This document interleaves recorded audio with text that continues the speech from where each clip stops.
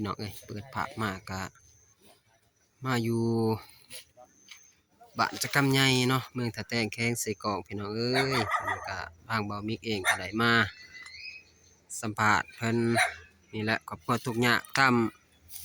ได้ยินข้อมูลมาแหละพี่น้องเอ้ยนี่แหละเพื่อนเล่ากะตามที่เห็น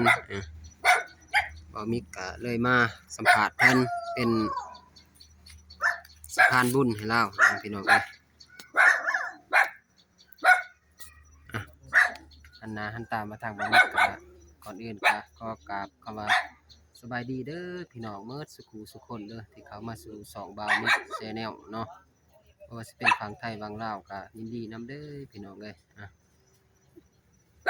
นี่ครับสิไปเบิ่งเพิ่นเนาะไปอยู่เฮือนบ่พี่น้องเอ้ยนี่แหละสภาพเพื่อนซ่านของเรากับพี่น้องเอ้ยมุ่งหญ้าพี่น้องเอ้ยนี่ทางขึ้นเฮือนเราเป็นเฮือนกระตูบเนาะยังอยู่เฮือนบ่เนาะนี่ดีเพาะเราอยู่เฮือนเอาไปเบิ่งเด้อพี่น้องเฮือนซ่านเราก็โอ้มืดเลยมันมีกะมากคำพี่น้องเอ้ยมื้อนี้ออกมาเว้าอยู่นอกเด้อแม่ใหญ่เอ้ยโอ้เฮือนซ่านเรากับพี่น้องเอ้ยเนี่ยตัดมองนี่นี่แหละพี่น้องจะได้สบายวะสบายนะมันจะติดเลยโดยกินอะไรอย่าจะกินนะอยากนี่ยังคือพระฉันจะกินโอ้เนาะสึกบ่สบายเนาะพี่น้องเอ้ยนะได้เป็นผืนเป็นไอโดยอยู่ผู้เดียวบ่มื้อนี้บ่แม่นแหละอยู่ผู้เดียวเนาะอยู่จักคนอยู่ในเฮือนนี่3 คนเนาะนี่จักนี่ไปไสหมดเนาะคือว่าอยู่ผู้เดียวไปสวนเพิ่นตีช่องไปสวนบ่ไปไหนไปสวนโดยพี่น้องอยู่ผู้เดียวพี่น้องแห่งก็บ่สบายอีกนี่คำมืดเพิ่นจะขี้ม้าเฮ็ดเฮือนแหละคำพุ่นแลมาเนาะแม่นแหละคำมืด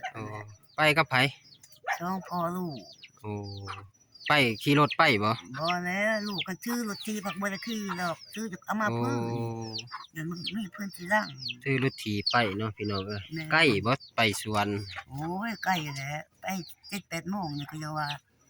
อันบ่ไหวย่างสิเขาชื่อว่าเที่ยงอีกแล้วเที่ยงเว้นอีกแล้วพี่น้องนี่ลาวก็เนาะเฒ่าโอแล้วยังบ่ไหวบ่ว่าบ่ได้ไปนำเขาเนาะแม่ใหญ่เนาะแหละไปกับเพิ่นโดยโอ้เพิ่น12คืนวันนี้ก็บ่มีเงินซื้อบ่มีเงินซื้อหวานซื้อยากินแต่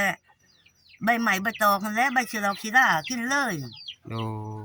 บ่มีเงินมีคำซื้อยังว่าโดยคืนนี้ก็เจ็บไปท้องตัวเพิ่นไปชวนเพิ่นโดยพอหันว่าแล้วเป็นไข้การเป็นอยู่น้ำในไฟฟื้นเด้น้ำในไฟฟื้นก็กินน้ำลูกน้ำหลานเขาตักเอาน้ำเขาเนาะตัดน้ำเพิ่นตัดน้ำเพิ่นน้ำในนี่แหละพี่น้องชีวิตเพื่อนเรากะมันช่างสิมีช่างก็บ่มียังว่าบ่มีอีช่างทางบ่มิกเองก็ได้มาแวะเบิ่งเนาะ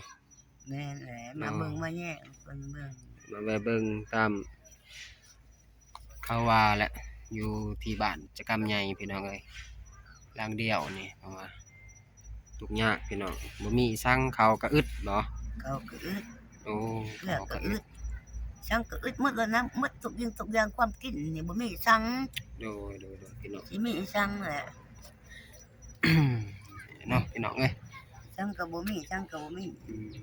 สิกินได้เขาว่าสั่งก็บ่มีหนาวบ่นี่วะหนาวสำนึงเดี๋ยวหนาวอะไรก็บ่หนาวปานใดอากาศก็หนาวแน่เนาะพี่น้องเอ้ยสำนั้นหนาวก็หนาวพออยู่เสื้อกันหนาวก็มีอยู่บ่กันหนาวก็บ่มีสั่งก็บ่มีเนาะพี่น้องบ่มีอีสั่งแหละ ผู้บ่มประปกก็บ่มี โดยพี่น้ ยั อง งก็บ่มีหมด อยู่แบบลำบากเนาะ แม่นแหละอยู่แบบลำบากลุกกำแหละ บางมื้อก็ได้กินบ่บางมื้อก็อดบ่แหละ กันบ่มี เพิ่นก็อดเลย โอ้โดย อดเอาแหละ นี่แหละพี่น้อง มันบ่มีเลย โดย อดได้อดไปนั่นน่ะแหละพอมีหมากใหม่หมากตอกเขากินไปอย่างนั้นนึงก็เอาหมากใหม่กับหมากใหม่หมากหุงหมากเลื่อยนี่แหละ โดย กินไปจักเทียบแล้ว เพื่อนเราก็แอมผากเนาะพี่น้องนี่แหละ สภาพเพื่อนเราก็เบามิกบ่ได้เข้าไปพี่น้องเอ้ยนี่เบามิกก็มืดพี่น้องถ่ายบ่เห็นเพราะว่าเบามิกเองก็มาค่ำแน่มื้อนี้ก็นี่ก็เลยแวะมาเบิ่งออกมาสัมภาษณ์ลาวเบิ่งพี่น้องเอ้ยว่าเป็นจังไดเนาะครอบครัวเรานี่แหละพี่น้อง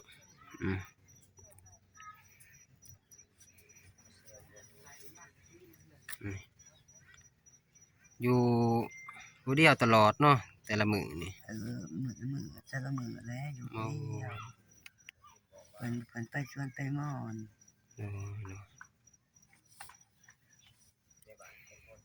กินแล้วบ่ข้าวน้ำ ตอนกินแล้ว อ๋อเนาะพี่น้อง ตอนกินมีแมวแหละกินตั้งช่างแหละกินเลยแหละ โดย กับเขามาเปียกแก้วกิน โอ้ทุกอย่างอันนี้พี่น้องเอ้ยเราก็เฒ่าโอแล้วเนาะ เขาโอ้แล้วไปใจมาใจบ่ได้แล้ว มีลูกจักคนผู้เดียวบ่ เดี๋ยวนั่นแหละ เอาลูกเอาเมียแล้วบ่ยังบ่เอาไว้ยัง โอ้มีดอกเพื่อนก็ดี เพิ่นก็อยู่เป็นโสดเนาะ ทุกข์ยากแต่งเพื่อนก็แต่งบ่ได้ โอ้ แต่งลูกแต่งเมียอันนี้บ่มีหยังว่าเพิ่นอยากได้เมียก็บ่ได้อยู่แล้วเนี่ยแต่งบ่ได้ข้าผู้จังผู้หญิงก็บ่แม่นมันสิพ่อนี่เจ้า โอ้ มันจะเอาให้เจ้าเอาซื่อๆบ่ให้แล้ว โดยเนาะกินยาข้าวน้ำนี่ยังมีมาอยู่บ่แม่ ตอนแรกก็ยังอยู่มื้ออื่นเช้ามื้อแต่ยังมา โอ้เนาะ ยังมานั่นแหละ หาเช้ากินค่ำเนาะ แม่นแหละสอกกินคำ เฮ็ดสวนก็ใกล้แล้วเนาะก็ไปก็ ของไกลชวน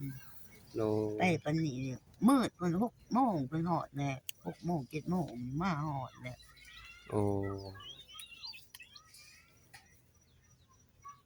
นี่แหละพี่น้องเอ้ยบ่มีกับบ่มีหยังพี่น้องเอ้ยสิให้ลาวกะบ่มีเองก็บ่มีนี่ลาวก็อยู่ผู้เดียวเนาะพี่น้องเนาะ เดียวนะ โอ้ กันอยู่ชั่ววันเว้น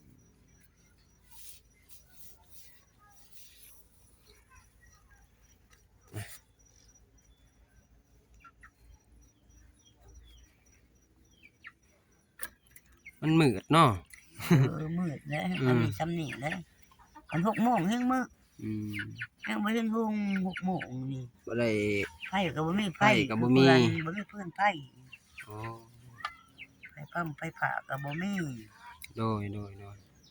นี่แต่อยู่นั่นนี่นั่นแหละได้อยู่เต้นอยู่ไป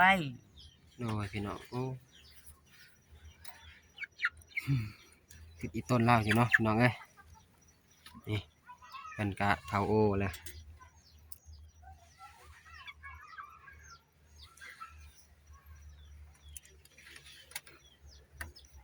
พี่น้องเอ้ยนี่ไก่ก็ขึ้นเฮือนอันนี้ นี่จะใส่นั่นคือเมื่อถุงคือ ยังหนาวอยู่บ่ บ่ ใครแน่แล้วบ่นี่ก็ ไปแน่นี่เลย โอ้ ว่าบ่แล้วยังนัดเอาว่า3 โมงยังเอาให้ โดยเนาะ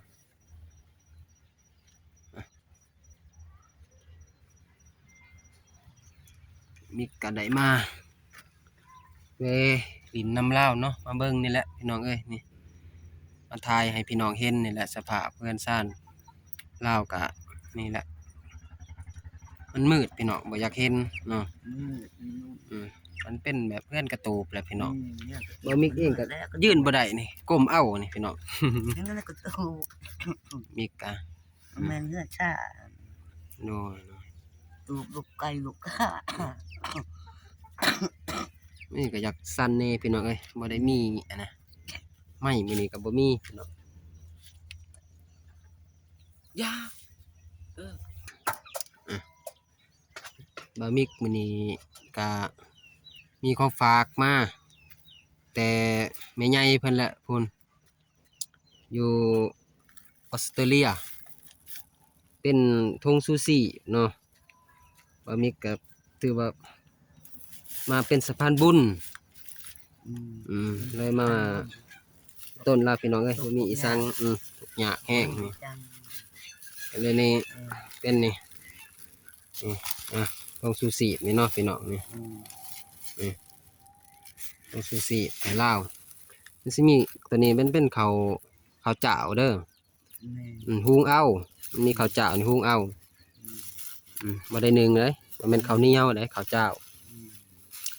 ก็อยากอวยพรให้เมด้าเพิ่น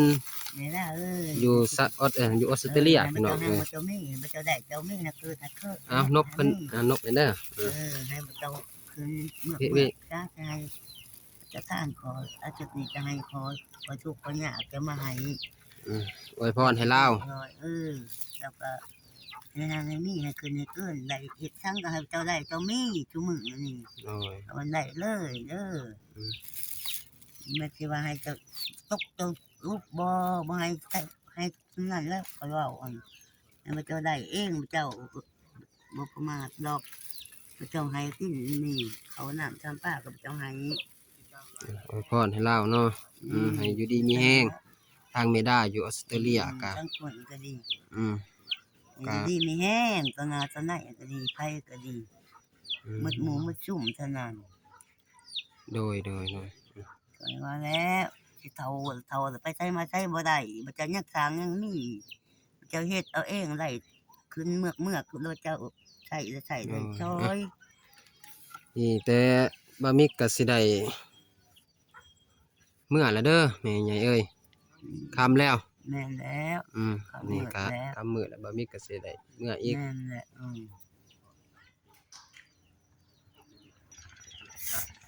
อันหน้าอันตามาทางนี้เนาะอันนี้ก็บะมิกก็สิได้จบคลิปเพียงแต่ส่ำนี้แล้วเด้อพี่น้องเอ้ยบะมิกเองก็สิเมื่อพุ่นแหละเมื่ออยู่กระแตงเมื่อนำอ้ายบ่าวอนงเพิ่นบะมิกไปอยู่พุ่นเนาะไปลาวเนาะก่อนอื่นก็ขอขอบคุณขอบใจเนาะทางเมดาเพิ่นที่เป็นสะพานบุญให้ลงทุสีเนาะให้บะมิกก็ได้มามอบให้ลาว ออกเป็นมาเป็นน้ำเพื่อน ผู้ทุกข์ยาก กินน้ำเพื่อนเป็นนี่ ก็ขอบใจทางเมดาอยู่ออสเตรเลียเนาะก็ให้เจริญรุ่งเรืองปรารถนาสิ่งใดก็ขอให้ได้สิ่งนั้นเด้อขอให้เจ็บขอให้ไข้ขอให้ปังแล้วก็ขอบใจ FC เนาะที่เขามาส่องเบามิก Channel เนาะแล้วก็ติดตามเบามิกมาตลอดเป็นกำลังใจให้เบามิกได้